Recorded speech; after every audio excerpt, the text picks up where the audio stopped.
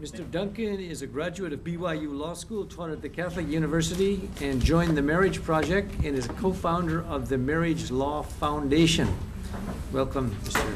Duncan. Thank you. Thank you for having me. I've learned a lot from this discussion, and I don't want to gild the lily by repeating a lot of things that have been said, although they've been extremely helpful. So maybe I thought I might diverge a little bit and talk about why this issue is so important here. The people in the mainland, why are we so interested in what's happening in Hawaii? When I started my legal career in 1998, Hawaii was going through, it had been a long process of a number of years, I think starting really in 1996 in the legislature, taking maybe even before that, three or four years. That's going to be an interesting number to think about, I think. And the question was, are we going to allow the courts, and in fact just a very small minority of the Hawaii Supreme Court, to order the state to change its definition of marriage? That was the question. The people of the state were given the chance to weigh in on that question, and they did in a resounding way. In many ways, then, this state was a pioneer for the other states that have come since and amended their state constitutions to protect the understanding of marriage as the union of a husband and wife. And that definition is not something that was just created by a state, by a government. It predates government. And in fact, we could look and say, well, why is it true that kind of universally every culture seems to have some version of marriage? It's not because people are full of hatred and ill will towards people they disagree with, and they all just sort of, in all cultures across all times, they decided to get together and have a conspiracy against the people who feel differently. They decided that they're trying to respond to very significant realities. The reality that children need a mother and father, that husbands and wives create children, that men and women create children, they may or may not support them. But with marriage, as Professor Regnerus pointed out, marriage is our way of channeling people into the relationship that provides children's interests and prioritizes those over adult interests. That's what marriage is about. Now, as we think about some of the questions that are being discussed here, we think about religious liberty, and we say, why is it that religious people are so concerned about this issue?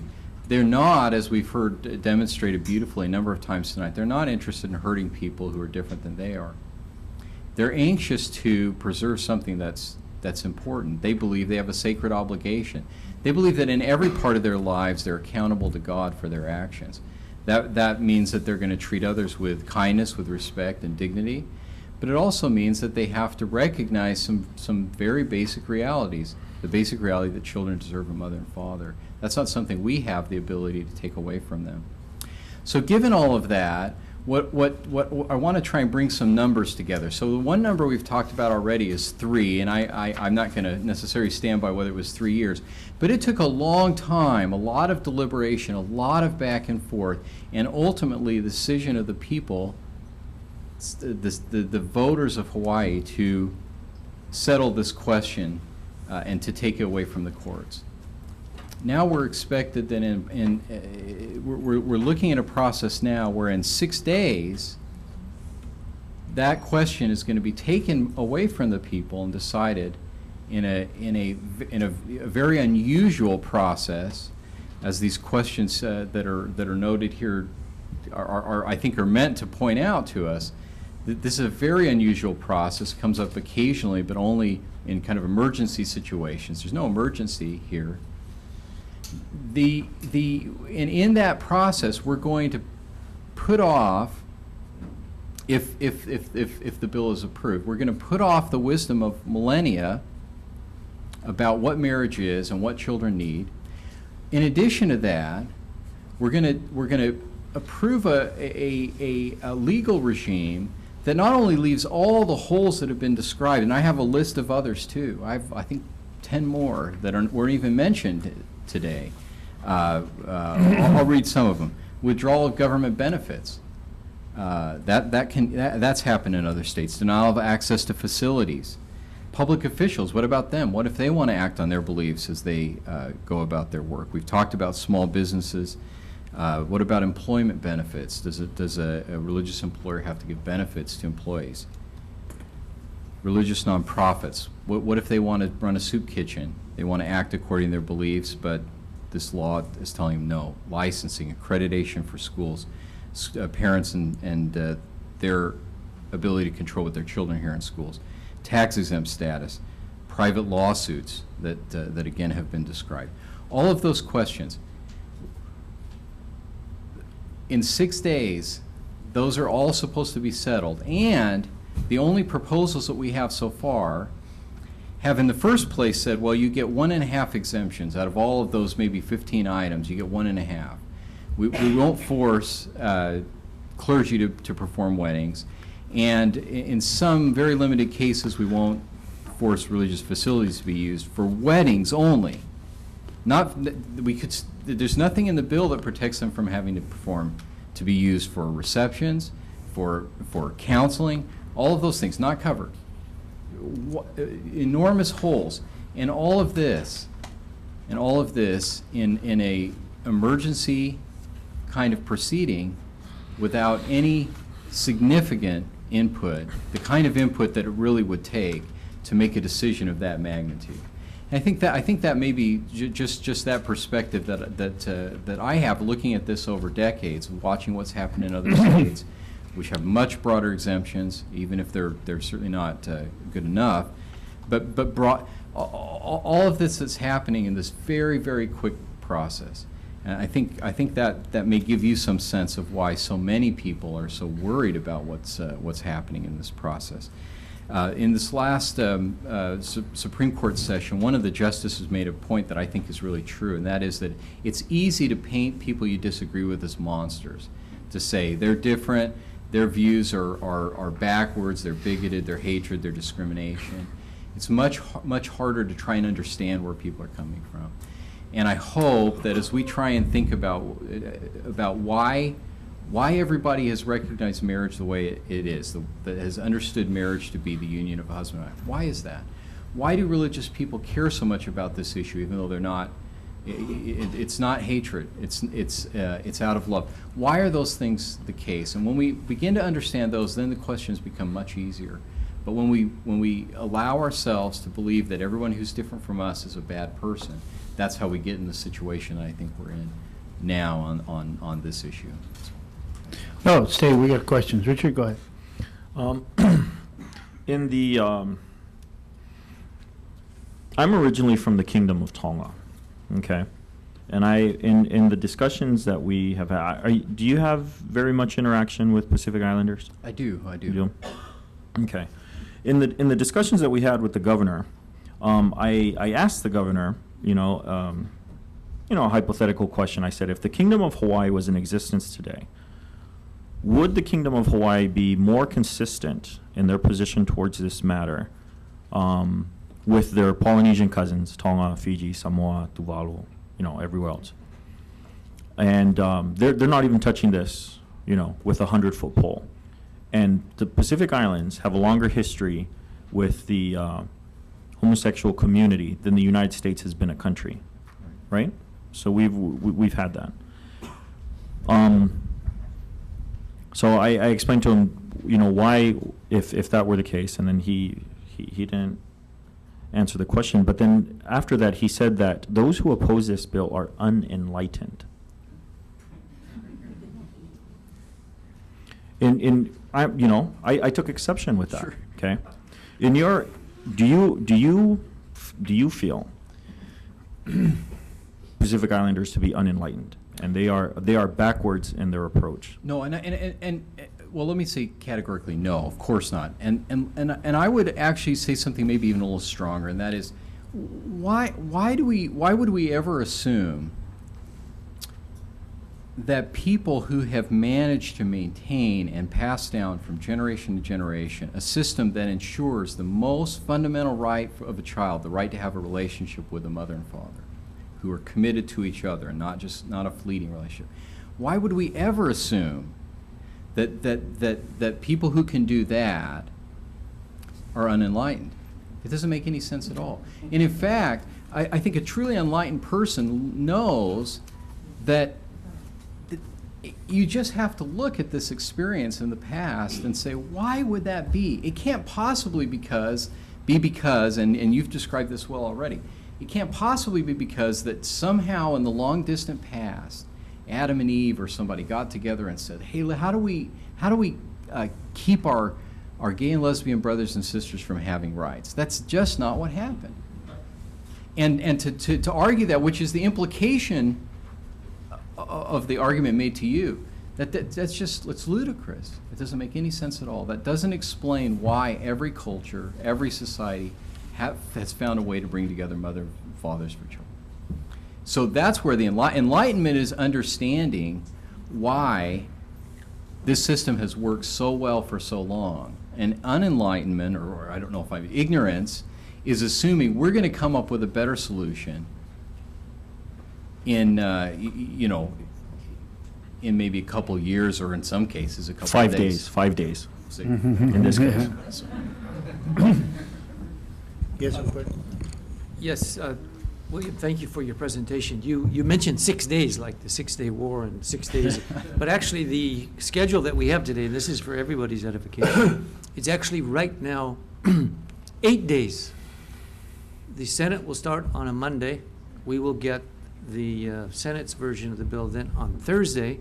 And then we've got to go till the next Monday and then Wednesday to agree with the Senate or disagree. So it could even be longer. So now it's 8 days. It used to be five only. Now it was 6 yesterday, and today it's 8. Maybe tomorrow it'll be longer, but just stay tuned to that. It's just a comment on your number of 6.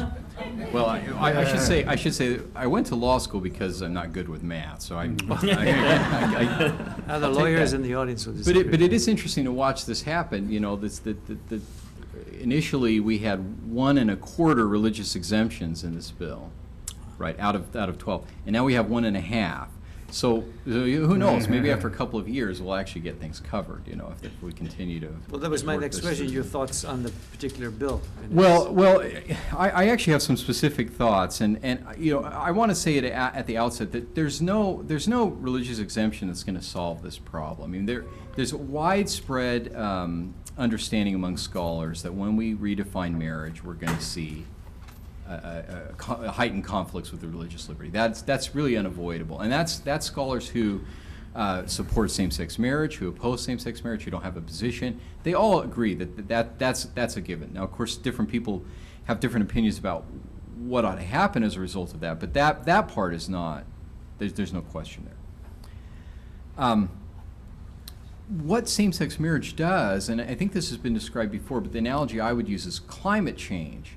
Two things change in the climate. First, we say that people who have traditional understandings about sexual morality, and specifically about the need of children to have a mother and father, are bigots. So that's one piece. And the other piece is that we just have so many more opportunities for these people who are trying to live out their faith, again, to act on their belief that they're accountable to God for all their actions, for those people to run afoul of some law or other. Right? You might have been able to say, well, we believe in placing children with married couples, and so we're not violating any law. But of course, now when you change the definition of marriage, then there's a new conflict that wasn't there before. And this letter that went out to the legislators describes this in really significant, perhaps more detail than you need, but I think runs 23 pages. But it's not like the legislature wasn't warned that this is a problem. The other problem that I think you see with the religious exemption that's supposedly provided in the bill is it's not always clear even that it does what it says it's going to do. So it says, well, clergy are exempted from solemnizing marriage. Well, solemnization is only the process of actually saying, I now pronounce you husband and wife. So what about a person who doesn't want, who's concerned because of their religious beliefs, they don't want to facilitate a marriage? And So, you just struck me here. So, a Catholic priest could not ostensibly turn away the newly born adopted child of a same-sex couple for baptism because it's not explicitly protected. This bill does not even talk about that. What about counseling? What about religious facilities used? I think I mentioned this before, but okay, they're not going to be used for solemnization. This was the supposed sort of concession. Receptions, nothing about that there. Jim, could you come up to the mic for a second? Because this just, I didn't even think of this too. And I have one No, other stay here, thought stay here. about You're not off the hook yet. All right. Catholic Church. Oh, we got Father Gary Secor back there. Gary, thank you for coming. Catholic Church, we at Our Lady Perpetual Help, the baptism occurs before Mass. The parents bring the child in. They go through the ceremony. Same-sex couple is going to bring in their child to be baptized in the Catholic faith. And if the priest says, no, he's not explicitly protected, and they want that to be the blessing in front of the whole congregation, correct? Well, I think that the government has no right to tell a church how to do a sacrament, period. Well, I agree with you, but what So- we're saying is that's not covered. I don't think that claim is going to be made in the near future. I think they're going to stay away from that. You Because mean like that's the next week, or? years. But I think at some point the claim may be made. Well, yeah. Let me up that one notch. I saw a few pastors, and some pastors are still here. They're, quote, known for marrying and burying. What about burial rites? What if a pastor is asked to do, You know, there was a case actually where a Catholic priest was going to do a funeral, and the deceased mom's adult daughter came and introduced herself to the priest and introduced her lesbian girlfriend, and the priest told her that she couldn't have communion at the service. And he actually got in trouble from his bishop later. but not sued? No. Can I make Yes. a final point on that? What I think is important, and we perhaps haven't paid enough attention to this yet, is who exactly is going to be enforcing this, right? It'll be the Human Rights Commission. And because of the vagueness of so many of these provisions, like if a church says, well, you know, we are not a public accommodation because we're not doing weddings for profit, right? And that's language in the bill. Who decides whether they're doing this for profit or not? Hey, Bill, I can tell you in practice the way the Hawaii Civil Rights Commission would handle that. They would appoint an investigator. The investigator would come to the church and say, let me see your balance sheet. Exactly right. Do you have more revenue than expenditures? And what's crazy about that is the Department of Commerce and Consumer Affairs registers businesses as either corporations, partnerships, limited liability companies, and they register charities as nonprofit corporations. So there's not a single church that's for profit. So the test is going to be on a balance sheet test. I get a Right, question. which leads to a fishing expedition, right, every time someone tries to claim I get a question. When the governor came before us in the same meeting I was in with Richard, I asked him, of course, he said all the questions have been asked and all the answers given. Well, you surprised us tonight because you brought up a few questions. But I asked him, I said, okay, if this is a civil right, Governor, as you say, then what is to stop the bisexual from wanting to marry their husband and wife and visiting him in the hospital and having all those things? What is it? And you know what he said? I fully expect a lawsuit within a year. You're smiling. My question is, if we create this new civil right and everyone is enfranchised with this civil right, what is the state's compelling interest to not permitting polygamy? And is the number of partners more important than the functionality? Well, and I think that's the right question, and there's no answer to it. Because once you define marriage as the union of any two people for adult purposes, then you have to wonder, well, why is two so crucial? And I'll give you maybe a more specific, this might be varying a little in the family law, which I also teach, but the reality is that one of the reasons why every culture recognizes marriage as basically universally until very, very recently has recognized marriage as the union of a husband and wife is that those are the two halves of humanity it takes to create a child. When in an alternative kind of family arrangement, you have to have some third party involved. So that's going to create is kind of inherently going to create challenges where you have three people who all want claim as parents of the child: the biological father, biological mother. Maybe the biological father's a sperm donor, but he's still the biological father. The biological mother, then maybe the mother's partner, maybe the father's partner, and all of those people will have some claim, and you do see this happening in states now where they're recognizing 3+ people as parents of a child. All of those people are going to have a claim. Why not, gosh, if marriage is good for children, why not have all those people married to each other, or at least have some kind of relationship to one another? So I think there'll be very practical reasons why we will see exactly those kinds of lawsuits in the future. Now, I don't want to be confusing, because to me, redefining marriage to away from husband and wife is problematic in and of itself. If somehow we had some kryptonite guarantee that we would never recognize plural, unions or polyamorous unions and stuff, it would still be a problem that we would redefine marriage to. No, I agree. But you're right. As There's a no end to it. philosophical matter, there's no way to cabin that. Once you say marriage is all about what adults want, you've given the game away. Fritz, it's a long day. I'm half German.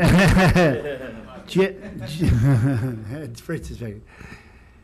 Jim and Fritz, if you guys would like to come up and opine on the version of the bill that you guys, you can stay here. And all of you now come up, or at the end. If you guys would like to engage in sort of a roundtable and talk about the bill and what we see in the latest iteration with regard to where we're going, religious protection, sort of, we still have some time. So maybe with all you smart guys up here, we might get a little good dialogue going. Well, let me just say that Hawaii Family Advocates ran some polls this week, and we asked the question, essentially, should the legislature or the people decide on redefining marriage?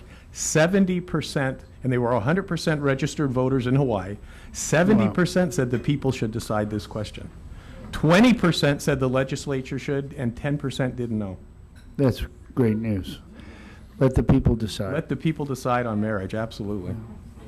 What are the inherent rights? Like, Come on even up, with- Fritz. Why don't you come up, ADF and Professor, come on up. I know we won't ask you any fortune-telling questions, because just statistically related. And is that all of our testifiers that we had tonight? Okay, all the smart guys. Wait. I invited experts on the other side of the issue from ACLU, Lois Perrin. I didn't see Lois. Yeah, and after that, exactly. So this is not going to be a long. I know. This has been this is a wrap-up. This is not a elongated. We'll stay till 9, but this I is mentioned just a wrap. Bill Hoshijo. Bill couldn't make it. Also, Professor Ave Sober of the UH Law School was invited. He has not been able to make it. And our good friend, our colleague, former Representative Blake Oshiro. Blake has got another engagement at a different place. Otherwise, the governor's office was invited, and he was going to pass that on. And I invited the superintendent and the chairman of the Board of Education. So they were all these folks were invited. I'm not shocked that they didn't. Including all senators and And all members representatives, of the House. so. Okay, wrap up. Well, I just have a quick question about the paternity issues. In the case of a same-sex couple that one of them has a biological child, and obviously there's a third biological parent. Do you use the term parent? Yeah, I mean, well, so you have another third person. Does, under the law, right, does the father or, well, in the case, let's say, same-sex couple, third person's biological parent of the child, is it automatically is it assumed under the law that all three have parental rights over the child? Well, the classic understanding of parenting is you get two. One is a mother and one is a father. They're usually going to be biologically related except in exceptional circumstance, and that exceptional circumstance would only come up if that's in the child's best interest. And so those rules have always applied. The challenge with same-sex marriage is those rules don't make the same sense that they did. So you in principle, no. In principle, you still only have two parents. That would make that child legally motherless or fatherless. Well, who goes on the birth certificate? Well, that's something that'll have to be worked out. It's another piece that's not in this bill, but of course it's going to have to be worked out. If, in the case of a same-sex couple, the same-sex people go on, and then the other biological parent comes a week later and challenges, does one of the parents lose parental rights, or one? Yes, yes. The answer to that question is yes. One of the parents is going to lose parental rights because the current version of the bill says exact treatment. If a same-sex couple is married, they have to be treated exactly as an opposite-sex married couple would.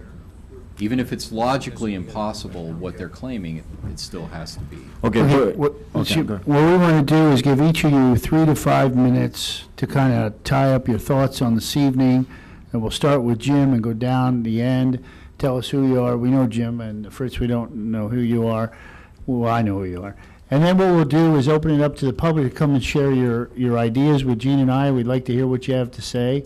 And depending on how many people that were here, we're going to stay till 9, so depending on how many people, we'll get a raise of hands, and then we'll divide it by the time left, and there you go, okay? And if these gentlemen are available, you can ask them directly questions. Otherwise, the panel will be asking questions. Okay, Jim? Okay, well, one thing that hasn't been mentioned in the bill, it's on page 5, Senate Bill 1, and it is line 16 to the bottom of the page and then over the top. And what that provision does is it allows a religious solemnizer to refuse to solemnize a marriage. But what is not covered is my LDS law school classmate, Bodhi Uwali, who happens to be a family court judge, and judges can solemnize as well. And, Right. People who are not part of a religious organization but are people of faith personally, who have licenses to solemnize, have no protection in this bill at all. That's one thing that I think is really important. We talked about the religious exemption with all of this for-profit business where there's not a single church that's not a nonprofit. So I don't know what that test is there for. This is supposed to be a bill creating marriage between same-sex people.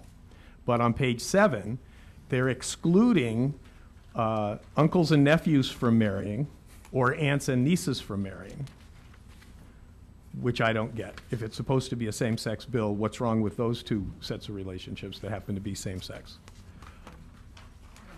On page 8, they've changed that a man and a woman to be married in the state shall have duly obtained a license. And in section 7, the marriage ceremony be performed in the state by a person or society with a valid license to solemnize marriages, and the man and the woman. In both of those sections, they've changed the man and the woman to the plural parties, which looks like a time bomb for 3, 4, 5, 6, 7, or 8.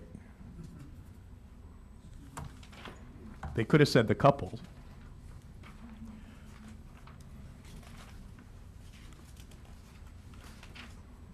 And then on page 12, when in 2011, the state of Hawaii passed the Civil Unions Law, Act 1, and it created Chapter 572C. And in Section 2, this language was included, and it is currently in the statute, and it has to be taken out in order to do same-sex marriage. This is the language. The legislature finds that the people of Hawaii choose to preserve the tradition of marriage to a unique social institution based upon the committed union of one man and one woman.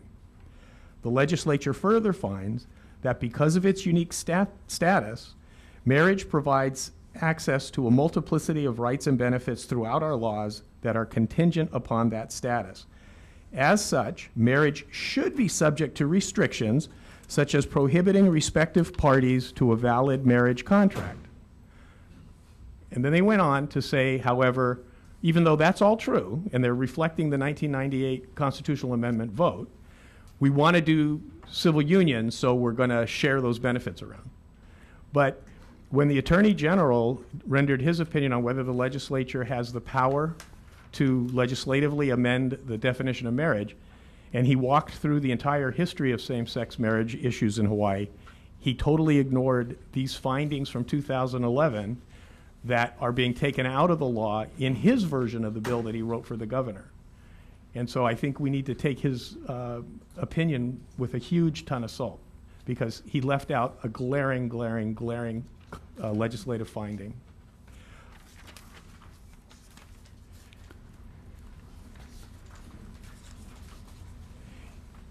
We talked about the inability of the court in a divorce of a same-sex couple that was married here but live in another state to have the ability to enforce a divorce decree order.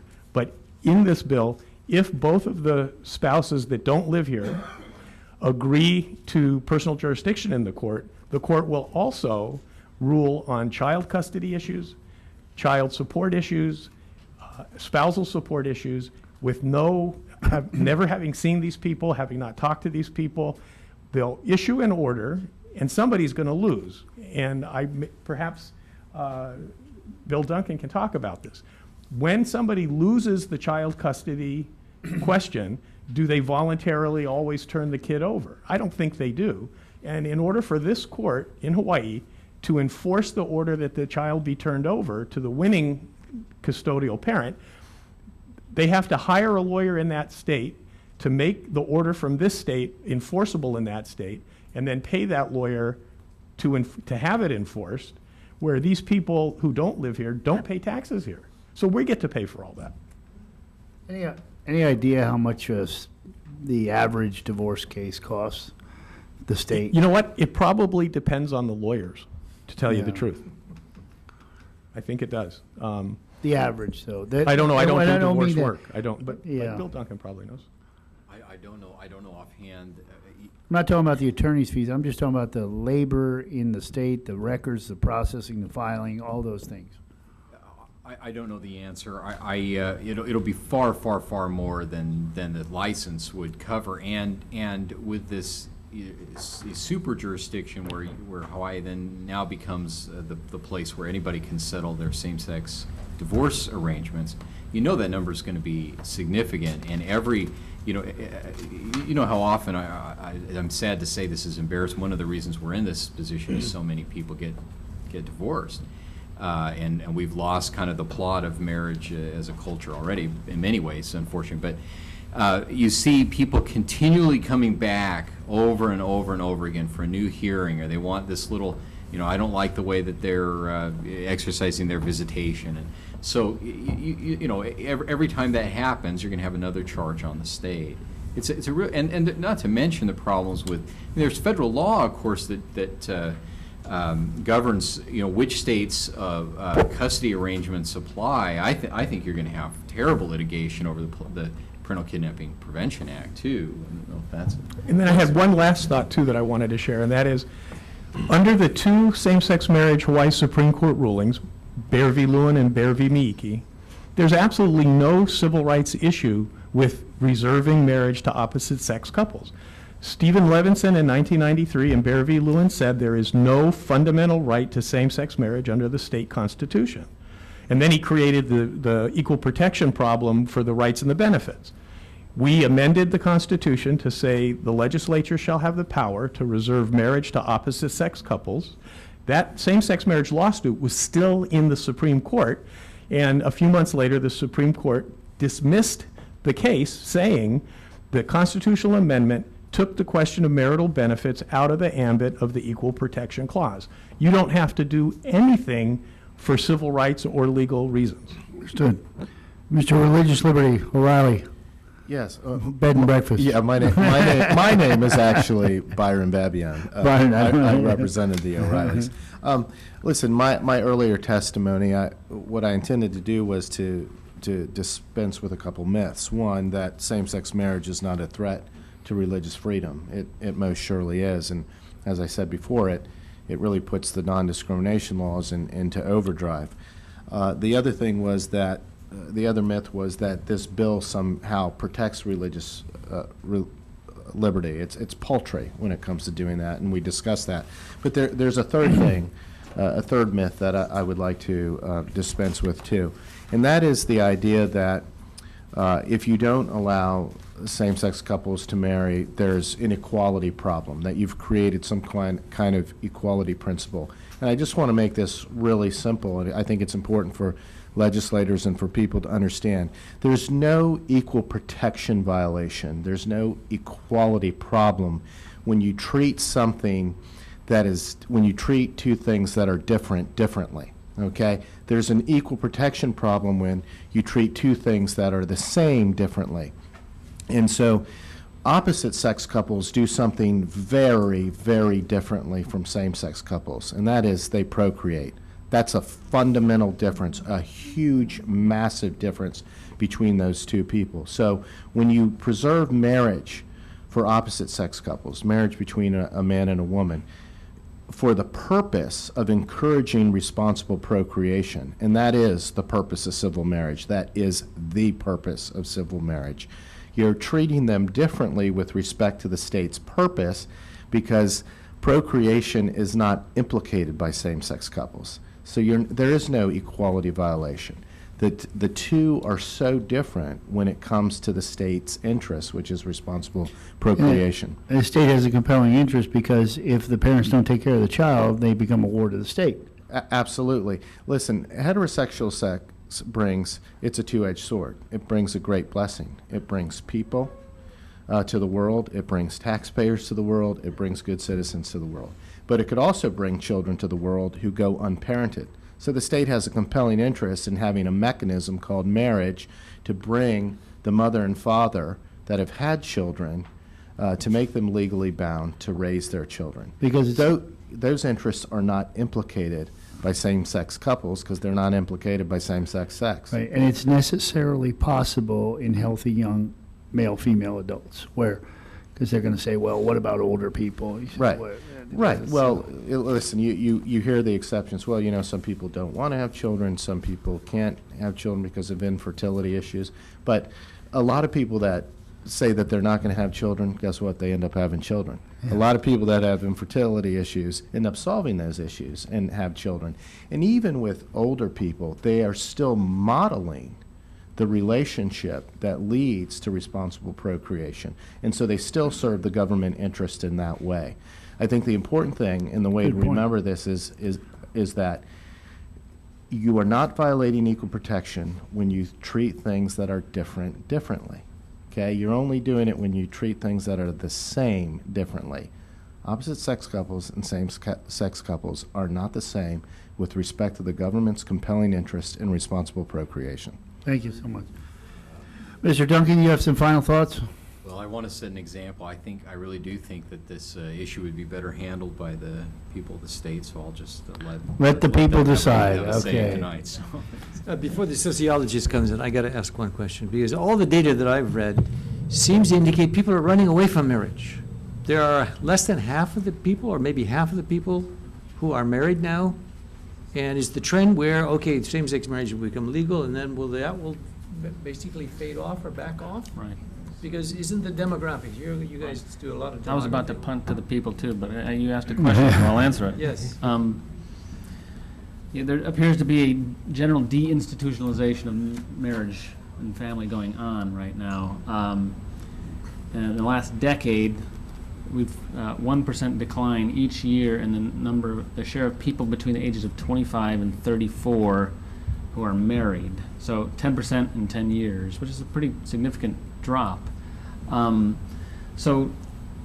my angle as a scholar, I look at the issue of same-sex marriage as part of the process of deinstitutionalization. People who favor same-sex marriage think, oh, this is exactly what we need, a revival of marriage. I think, I think this is part of the process of where it is receding in the culture. So I'll leave it at that and let the folks speak. Fritz, do you have any thoughts? We didn't give you much time on the mic. Well, having been a attorney in this august body, the State House, and also for the State Senate, and being involved in the political process, and I also filed amicus brief in the Bear versus Meiki case. so I've been involved in this issue for about 20 years. And one of the most miraculous occurrences was to have that constitutional amendment approved by the legislature in 1998 and then ratified by the general public. As you know, our constitutional amendments have to have more than 50% of the people who actually have ballots. So every election, in any election, you're going to have some spoiled ballots. And those that vote in favor have to exceed the spoiled ballots and the non-filled out ballots and the no ballots.